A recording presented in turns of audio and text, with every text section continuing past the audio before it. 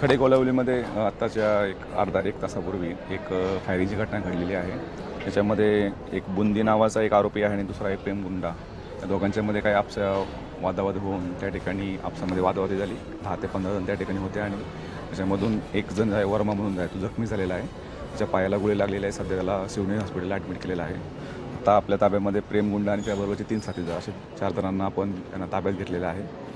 स्पॉटवरती आपल्याला अजूनही काही फायरिंग केल्याचे काही पुरावे आपल्या स्पॉटवरती मिळाले। आपला तपास सुरू आहे। यापूर्वी या आरोपीपैकी 2 ते 3 आरोपींचे यापूर्वीचे रेकॉर्ड आहे। त्या अनुषंगाने आमचा पोलीस तपास सुरू आहे। सर, किती राऊंड फायर झाले काय माहिती? आमच्या माहितीप्रमाणे 2 राऊंड फायर झाल्याची माहिती आहे।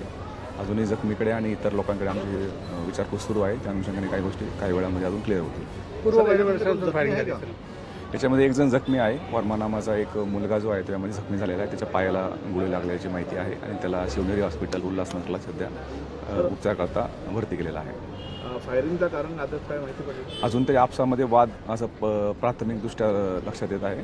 तरी ही माहिती जी आहे, जे जखमी आहे आणि इतर काही साक्षीदार असतील त्यांच्याकडून आपल्याला समजून मिळेल। ठीक आहे। वेतनबद्दल काय माहिती देऊ शकतो का? वेतन त्याबद्दलचा आमचा तपास सुरू आहे। त्याबद्दलच्या काही तपासाच्या गोष्टी आहेत त्यामध्ये आमचा सुरू आहे। 4 लोकांना आम्ही ताब्यात घेतलं नाही, त्याबद्दलची आम्ही माहिती ठीक आहे।